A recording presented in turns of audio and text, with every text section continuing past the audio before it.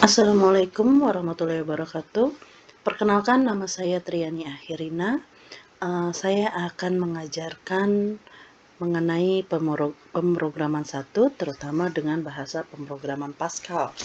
Nah, sebelum kita masuk ke pemrograman itu sendiri, maka saya akan mengenalkan apa itu pemrograman dan pemrograman Pascal. Yang pertama adalah algoritma dan program. Kenapa kita harus tahu? Karena algoritma dan program ini sangat berkaitan, di mana algoritma adalah suatu urutan langkah-langkah untuk menyelesaikan suatu masalah. Nah, biasanya program dibuat adalah untuk menyelesaikan suatu masalah yang dibutuhkan oleh si user. Nah, program sendiri merupakan suatu urutan logika dengan input dan output tertentu. Nah, di sini program juga dapat berupa kumpulan perintah agar komputer dapat berfungsi secara optimal sesuai dengan kemauan. Nah, kemauannya siapa? Tentunya kemauan si user. Lalu pemrograman dan bahasa pemrograman. Apa sih bedanya gitu ya? Kalau pemrograman itu adalah suatu kegiatan atau proses merancang, menulis dan menguji program. Sedangkan bahasa pemrograman adalah bahasa komputer yang digunakan dalam menulis program. Jadi, kalau bahasa pemrogramannya itu adalah suatu bahasanya, sedangkan pemrograman itu adalah suatu kegiatannya. Nah, bahasa pemrograman yang dipelajari di kampus kita ini fokusnya biasanya di Java untuk yang aplikasi. Sedangkan berbasis web itu kita menggunakan PHP. Kemudian untuk pengenalan dasarnya menggunakan Pascal. Nah, kita akan mempelajari bahasa pemrograman Pascal. Sejarahnya, Pascal itu adalah suatu bahasa pemrograman komputer yang sering dipakai untuk belajar algoritma dan pemrograman bagi pemula, terutama di bidang akademis. Nah, Pascal ini dikembangkan oleh Niklaus Wirth. Itu di 1968 sampai dengan 1969 yang dipublikasikan pada tahun 1970. Kemudian dia adalah seorang dosen atau peneliti komputer berkebangsaan Swiss. Nah, nama Pascal itu sendiri diambil untuk menghormati Blaise Pascal, yaitu seorang ilmuwan matematika Prancis yang pada tahun 1642 dia telah membuat kalkulator mekanis pertama di dunia. Nah, struktur bahasa Pascal. Nah, sekarang kita sudah masuk ke dalam bahasa Pascal itu sendiri. Untuk strukturnya, dia terbagi dua. Yang pertama adalah deklarasi program. Yang kedua adalah tubuh main atau program, di mana deklarasi program itu digunakan untuk deklaratif dan terstruktur, yang artinya seluruh variabel, konstanta, fungsi, dan beberapa struktur pemrograman lain harus diperkenalkan di awal kode program dan dalam urutan yang sudah ditentukan di dalam pemrograman. Perkenalan dikenal dengan istilah deklarasi.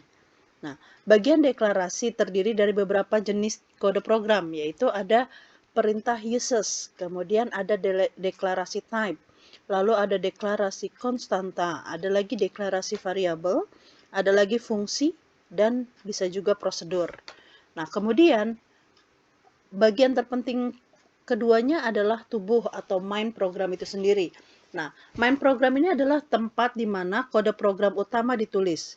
Di sini dilakukan untuk pemanggilan fungsi atau prosedur jika ada, serta pembuatan proses alur kerja si program itu sendiri.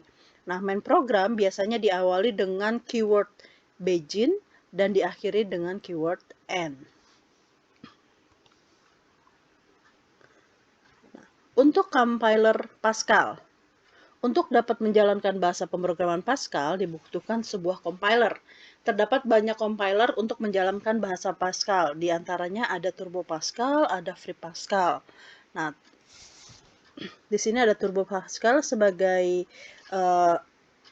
compilernya. Ini merupakan buatan perusahaan Amerika, yaitu Borland. Kemudian yang kedua adalah Free Pascal. Nah, ini aplikasi compiler Pascal yang dikembangkan hingga secara sukarela dan berbagai programmer dari seluruh dunia. Nah, Free Pascal ini digunakan secara gratis dan bisa diinstal langsung ke dalam sistem operasi modern tanpa memerlukan emulator atau aplikasi tambahan. Nah, untuk kedepannya kita akan menggunakan Free Pascal. Nah, ini adalah antarmuka Free Pascal. Nah, silahkan kalian download Free Pascal-nya lalu diinstal di laptop masing-masing.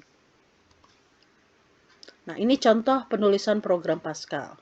Nah, di sini kita bisa lihat ya, program Hello World. Nah, ini bagian ini sebelum Beijing sampai N itu kan tadi tanda sebagai tubuh atau main programnya. Nah, di bagian atas inilah yang disebut dengan deklarasinya. Deklarasi apa saja yang dibutuhkan. Ini kita bisa deklarasikan di bagian atas sebelum kita masuk ke main programnya.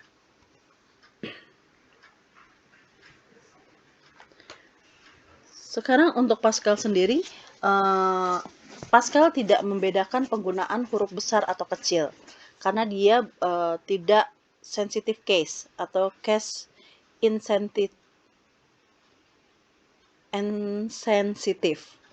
maksud saya. Nah, di sini jadi kalau kita bisa nulis programnya seperti ini atau P-nya besar atau programnya besar semua atau mungkin di sini perintah write-learn nulisnya seperti ini atau digabung-gabung. Nah, ini semuanya dianggap sama dalam Pascal. Jadi tetap bisa dijalankan atau tidak menimbulkan error. Nah, kemudian bagaimana cara penulisan komentar pada Pascal? Terdapat dua cara menuliskan komentar pada Pascal. Yang pertama adalah menggunakan kurung tutup bintang dan penutupnya bintang kurung tutup. Atau bisa juga kita menggunakan kurung kurawal. Nah, biasanya dalam seorang programmer menggunakan komentar ini untuk tidak lupa ini fungsinya baris ini nih untuk apa seperti itu. Tetapi ini dia tidak dieksekusi dalam urutan program tersebut. Jadi hanya sebagai catatannya.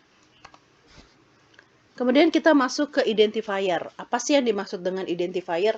Dari katanya kita sudah tahu identifier itu merupakan identitas.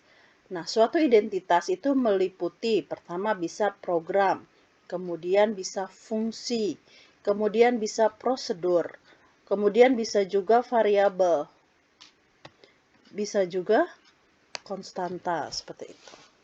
Nah, untuk aturan penulisan identifier ini ada beberapa syaratnya. Yang pertama adalah karakter pertama harus berupa huruf,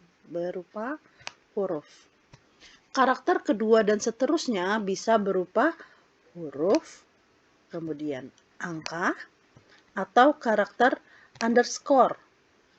Seperti ini ya. Seperti ini. Ini boleh. Kemudian, penulisan identifier tidak boleh menggunakan karakter selain angka, huruf, dan underscore. Jadi hanya boleh ini saja. Misalkan kalau kita pakai karakter khusus, contohnya dolar misalkan, atau pagar, itu tidak boleh di dalam Pascal. Lalu tidak boleh menggunakan reserve word atau predefined identifier. Nah, tidak boleh menggunakan reserve word dan predefined identifier artinya adalah tidak boleh menggunakan kata-kata yang telah digunakan sebagai perintah dalam Pascal itu sendiri. Atau suatu nama variabel atau suatu nama fungsi yang sudah didefinisikan di bagian deklarasi. Itu tidak boleh lagi digunakan sebagai identifier. Mungkin agak bingung ngambang-ngambang ya. Sekarang kita lihat contoh penulisan identifier bagaimana yang salah dan bagaimana yang benar. Nah, di sini kesalahan yang pertama, kita bahas yang salah terlebih dahulu. Kesalahan yang pertama adalah 5 orang diawali dengan angka. Itu salah. Ini ya. Diawali dengan angka. Kemudian var. Nah, var ini adalah suatu reserve word yang digunakan dalam Pascal. Maka dia tidak boleh. Kemudian pertama ada asterik atau bintang di atasnya. Nah, ini merupakan salah satu karakter khusus yang tidak dibolehkan karena hanya boleh underscore saja. Kemudian yang terakhir adalah ini, luas segitiga. Di sini ada white space atau menggunakan spasi. Nah, ini juga tidak boleh di dalam Pascal.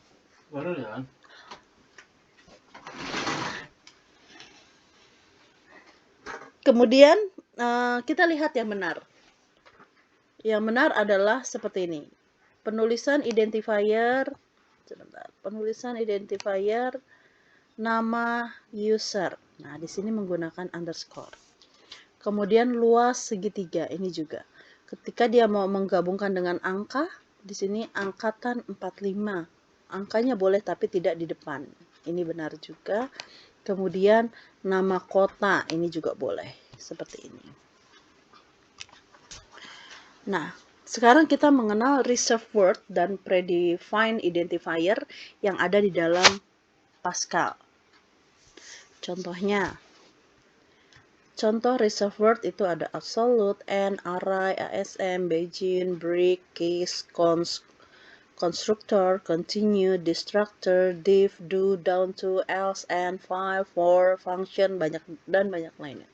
Untuk predefined word, contohnya ada apps, action, boolean, car, cost, dispose of, x, false, input, integer, in, max in, new, out, or output, pack, page, read, readline, real, reset gitu ya, banyak lagi.